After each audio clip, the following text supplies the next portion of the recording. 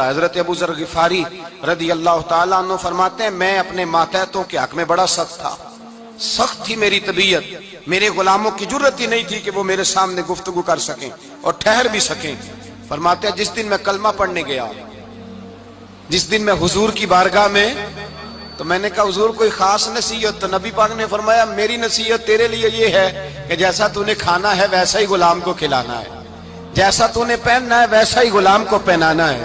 حضرت ابو ذر کہتے ہیں جو میرے اندر کمی تھی وہی میرے نبی نے نصیحت کر دی، جو میرے اندر کوتاہی تھی وہی غیب جاننے والے رسول نے بتلا دی۔ فرماتے میں گھر گیا، جب میں جاتا تھا تو ملازموں کا سانس خشک ہو جاتا تھا، وہ کانپنے ہانپنے لگتے تھے کہ جانے اب یہ کیا کرے گا۔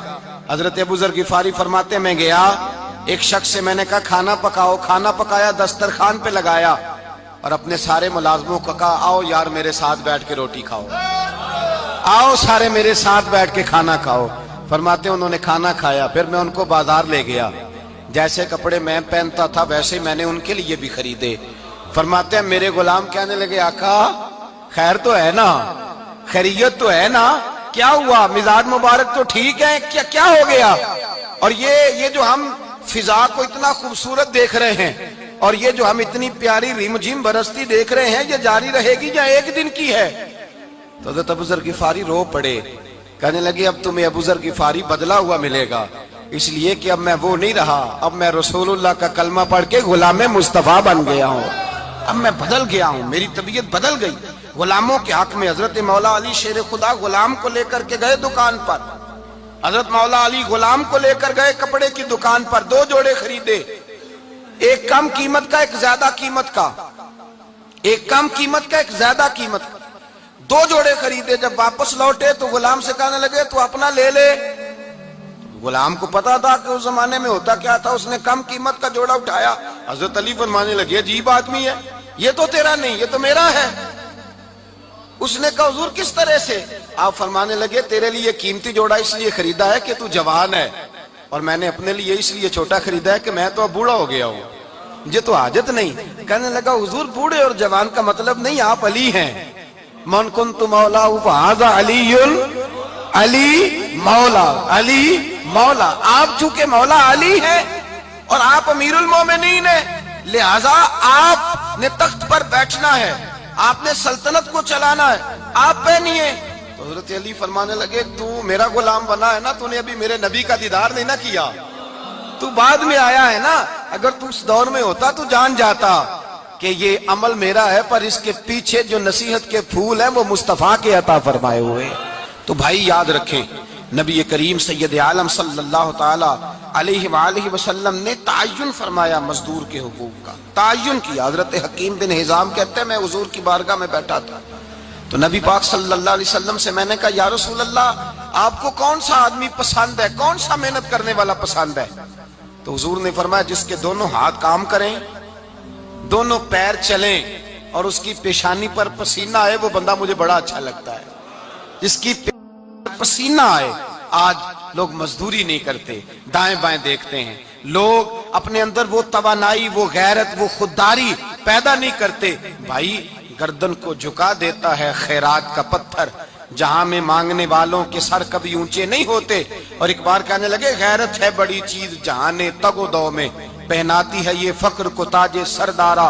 اپنے اندر یہ توانائی پیدا کرنی چاہیے، یہ کوشش کرنی چاہیے۔ میرے نبی کریم صلی اللہ علیہ وسلم نے فرمایا تمہارے بعض گناہ ایسے ہیں جو صرف تم مزدوری کرنے جاؤ گے تو اللہ تمہاری مزدوری کی وجہ سے ہی تمہارے گناہ معاف فرما دے گا، اللہ تمہاری محنت اور کوشش کے سبب سے تمہاری ان غلطیوں سے درگزر فرمائے گا۔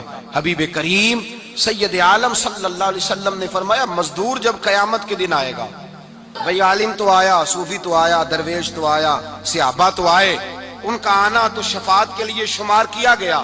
میرے مصطفیٰ نے فرمایا جب مزدور آئے گا، مزدور کی سب سے بڑی غلطی یہ ہے کہ مزدور اپنے آپ کو نیچ سمجھتا ہے، مزدور کی سب سے بڑی غلطی یہ ہے کہ یہ اپنے آپ کو چھوٹا سمجھتا ہے، اس کی زیادتی یہ ہے کہ یہ اپنی سوچ کو بڑا نہیں کرتا، یہ سمجھتا ہے نہیں کہ بھئی میں تو 2 ہاتھوں کی محنت کی کمائی کھاتا ہوں، یہ آرزوئے کرم اور میں آپ سے کروں، یہ بھیک اس کو دیجئے جس کا خدا نہ ہو۔ मजदूर की ज्यादती ये है कि ये अपने आप को छोटा जानता है। मेरे मुस्तफा ने फरमाया जब मजदूर मेहनत करने वाला कयामत के दिन आएगा तो उसका चेहरा इस तरह चमकेगा जिस तरह 14वीं का चांद चमका करता है। इस कदर उसका चेहरा चमकेगा जब आएगा वो सुबह कयामत। मेरे भाइयों, मजदूर एक अजीम शख्सियत का नाम है। मेहनत करना, अपने दोनों हाथों से मुशक्कत करना, जद्दोजहद करना। मुझे कई सारे लोग, मैं जब मुल्क के मुख्तलिफ गोशों में जाता हूं तो कई सारे लोग कहते हैं आपके अब्बा जी का मजार किधर है, आप किस मजार के सज्जादा नशीन हैं? तो मैं उनसे कहता हूं मैं सज्जादा नशीन नहीं, मैं तो किसान का बेटा हूं। और मैं उस शख्स का बेटा हूं जो रात को 2 बजे उठ के भी घर से निकलते थे 2 नफल पढ़ के। तो हम पूछते थे कि अम्मा जी अब्बा जी कहाँ गए? तो कहते थे चंद खेतों को पानी लगाना था और रात को रुखसत हो गए। फख्र की बात है, ये एजाज की बात है, ये एजाज की बात है। हमने सारी जिंदगी उनके हाथ पे छाले देखे, लेकिन बात लफ्ज जुबान पर यही देखी कि बेटा इज्जत वाला वही होता है जो अपने हाथों से मेहनत करके रोजी खाया करता है। भाई याद रखें, ये एजाज की बात है। एजाज, मजदूर का बेटा फख्र करे, किसान का बेटा नाज करे। वो जो आदमी सवेरे जाता है वेल्डिंग का प्लांट लेके काम करने, उसका बेटा नाज करे। वो जिसका बाप फावड़ा चलाता है, छैनी चलाता है, थवड़ा चलाता है, वो नाज करे। और मजार सिर्फ उन लोगों के नहीं होते जो अल्लाह अल्लाह करते हैं, हु करते हैं, वो तो काबिल एजाज है अल्लाह के बंदे, उनके भी मजार होते हैं। मजार वो भी होता है जिसको मेरे मुस्तफा ने फरमाया अल कासिबु हबीबुल्लाह, जो मेहनत करता था, हाथों से जद्दोजहद करता था, वो भी तो अल्लाह का दोस्त है ना, उसका भी तो मजार है ना, उसकी भी तो कब्र पुर अनवार है जो अल्लाह का महबूब होके गया। तो भाई अपना एजाज जाने, समझे इस बात को। मेरे मुस्तफा करीम सल्लल्लाहु अलैहि वसल्लम मजदूर को इज्जत देते, वकार देते, और जो हुजूर के घर में खादम होते उनकी नाज बर्दारी करते। हमारे घर में जो बीबी बर्तन धोती है वो हमारे साथ बैठ के रोटी नहीं खा सकती, उसको ये इजाजत नहीं होती। हमारा जो मजदूर होता है ना, एक साहब कहने लगे ये बच्चा मेरे पास काम करता है, इसके अब्बा जी भी करते थे। तो मैंने कहा इसका मतलब ये है कि तुमने आगे नहीं बढ़ने दिया, तुमने कहा मजदूर ही रहना सारी जिंदगी, यही रहना मेरे पास, आगे ना बढ़ना।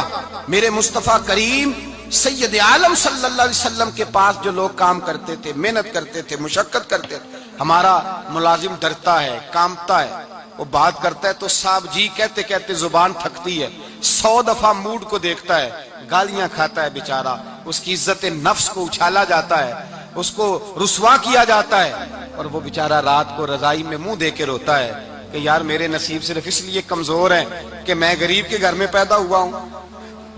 हम एहसास नहीं करते, और मजदूर को कभी मौका मिल जाए जान छूटने का तो भाग जाता है। हमारा किरदार और इखलाक ऐसा नहीं होता।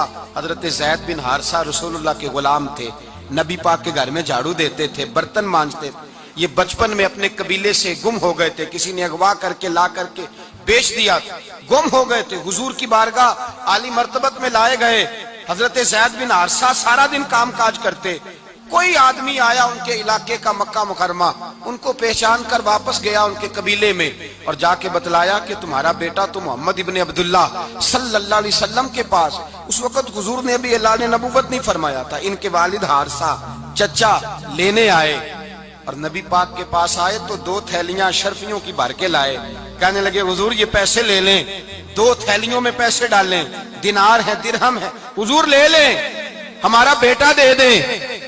नबी पाक सल्लल्लाहु अलैहि वसल्लम ने फरमाया तुम्हें गलती लग गई है, पैसे पीछे हटाओ, मैं ज़ैद को बुलाता हूं, मैं ज़ैद को, इधर देखिएगा, मैं ज़ैद को, मैं उसे बुलाता हूं, अगर वो जाना चाहे तुम्हारे साथ तो मुझे एतराज नहीं ले जाना। चचा और बाप कहने लगे आप अजीब बात करते हैं, वो गुलामी छोड़ के नहीं जाएगा। आप अजीब बात करते हैं, वो मजदूरी छोड़ के बादशाही इख्तियार नहीं करेगा। हम खाते पीते लोग हैं, उसकी माँ तरस गई है उसको मिलने को, बहनें रोती हैं, वो जाएगा नहीं। मेरे हबीब ने फरमाया तुमने अभी ये जायका चखा नहीं, तुम्हें इसका पता नहीं, तो मैं बुलाता हूं, अगर जाना चाहे तो पैसों की जरूरत नहीं, ले जाना।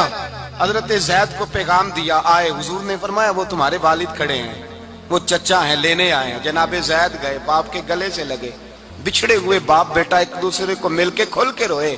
का बेटा तेरी माँ की आंखें पत्थर हो गई तेरा रास्ता देख के, तेरी बहनें तरसती हैं तेरे चेहरे के दीदार को بیٹا وہ گلیاں بھی روتی ہیں جن میں تو کھیلا کرتا تھا، پر اب فکر کی بات کوئی نہیں، اب کوئی پریشانی نہیں، میں پیسے لایا ہوں تجھے لے جاؤں گا۔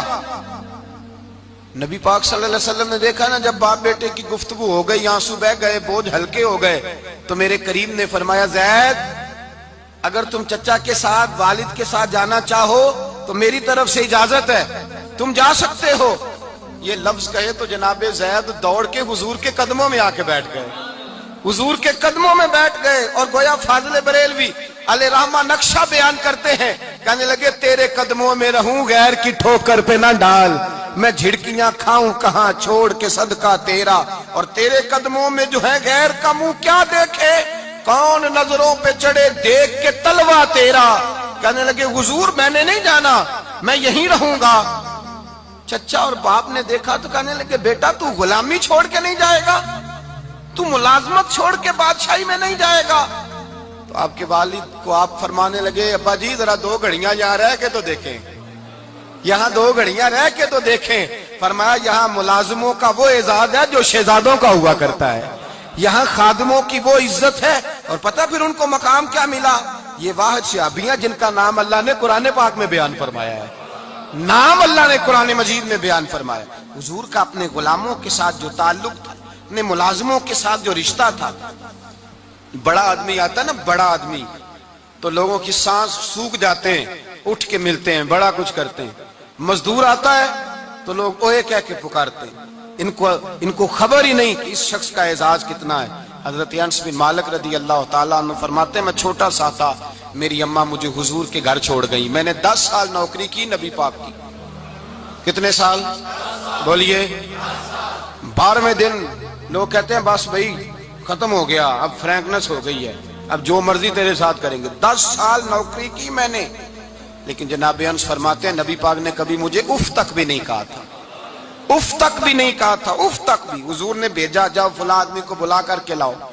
حضرت انس بن مالک رضی اللہ تعالیٰ عنہ فرماتے ہیں میں بلانے گیا، بچہ تھا چھوٹا سا، رستے میں بچے کھیل رہے تھے تو میں ان کے ساتھ کھیلنے لگا، محو ہو گیا، مجھے پتہ ہی نہ چلا وقت کا۔ حضور نے جب مجھے بھیجا تو فرمایا جلدی جانا اور جلدی آنا، اب مجھے خبر ہی نہیں، بڑی دیر ہو گئی۔ حضور وہاں انتظار کر کر کے خود تشریف لائے، کہتے جب نبی پاک آئے تو میں بچوں کے ساتھ کھیل رہا تھا، حضور نے جب مجھے کھیلتے ہوئے دیکھا، میری اچانک نظر پڑی تو میرے ہوش اڑ گئے۔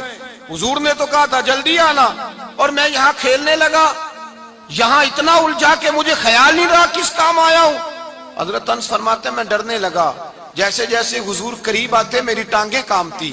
فرماتے ہیں جب نبی پاک قریب آئے تو قربان جاؤں معصوم آمنہ کے، فرماتے ہیں حضور نے میری گردن پہ تھپکی دی، اور حضور نے ہنس کے فرمایا او بھائی لگتا ہے تو کھیل میں گم ہوا ہے تو تجھے یاد ہی نہیں رہا میں نے کس کام بھیجا تھا، تجھے یاد ہی نہیں رہا۔ کہا یا رسول اللہ صلی اللہ علیہ وسلم میں بھول گیا تھا، میں ابھی جاتا ہوں۔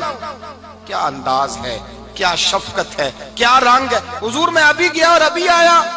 نبی پاک نے فرمایا نہیں یار تو کھیل میں خود ہی چلا جاتا ہے، تو کھیل یہاں میں خود جاتا۔ یہ اعزاز، یہ فضیلت، یہ درجہ کس نے ذروں کو اٹھایا اور صحرا کر دیا، یہ کس نے قطروں کو ملایا اور دریا کر دیا، یہ کس کی حکمت نے یتیموں کو کیا در یتیم اور غلاموں کو دنیا بھر کا مولا کر دیا، یہ کس نے اتنا۔ میرے بھائی مزدور کو حضور نے اعزاز دیا، نبی پاک اپنے ہاتھ سے کام کرنے والے کے ساتھ اس نے سلوک کرتے، محبت کرتے، پیار کرتے۔ ایک بوڑھی اماں تھی جو مسجد میں جھاڑو دینے کی مزدوری کرتی تھی۔ کیا کام کرتی تھی؟ دعا کریں اللہ ہم سب کو مسجد کی صفائی کی توفیق عطا فرمائے۔ بوڑھی اماں تھی، مسجد کی صفائی کرتی تھی، نوکری کرتی تھی، بیمار ہو گئی، بخاری شریف میں موجود ہے۔ اللہ کے محبوب صلی اللہ علیہ وسلم روز تیمارداری کرنے جاتے۔ ایک وقت ایسا آیا کہ دن میں 2 مرتبہ حضور تیمارداری کرنے جاتے۔ ایک شام نبی پاک نے فرمایا اس کا انتقال ہو جائے تو مجھے اطلاع کرنا۔ صحابہ کہتے ہیں رات کے وقت ان کا انتقال ہوا، ٹھنڈ کا موسم تھا، ہم نے حضور کو تکلیف دینا مناسب نہ سمجھا، ہم نے دفن کر دیا۔ سویرے اللہ کے حبیب نے پوچھا تم نے مجھے اطلاع کیوں نہیں دی؟ حضور سردی بڑی تھی۔ کون جاتا ہے مزدوروں کے جنازوں میں؟ کون جاتا ہے مزدوروں کے جنازے میں؟ یہاں تو اب جنازے بھی سیاسی ہو گئے ہیں، اب تو کوئی بہت بڑا امیر آدمی فوت ہو جائے تو وہاں رش ہوتا ہے، وہاں رش ہوتا ہے۔ غریبوں کا تو جنازہ بھی کوئی نہیں پڑھتا۔ حضرت جناب سیدنا ابو ہریرہ رضی اللہ تعالیٰ عنہ فرماتے ہیں حضور نے فرمایا مجھے اطلاع کیوں نہیں دی؟ تمہیں اس کے اعزاز کا نہیں پتا؟ وہ مزدور تھی مسجد میں جھاڑو دیتی تھی، تم نے خبر ہی نہیں دی؟ حضور وصال ہو گیا، فرمایا چلو مجھے بتاؤ قبر کہاں ہے؟ حضور سارا کچھ جانتے ہیں لیکن یہ ساری تمہید اس لیے بیان کی کہ ایک مزدور کی شان واضح ہو جائے۔ فرمایا بتاؤ قبر کہاں ہے؟ صحابہ کہتے ہیں ہم قبر پہ لے گئے تو میرے نبی نے فرمایا صفے بناؤ میں دوبارہ جنازہ پڑھاؤں گا۔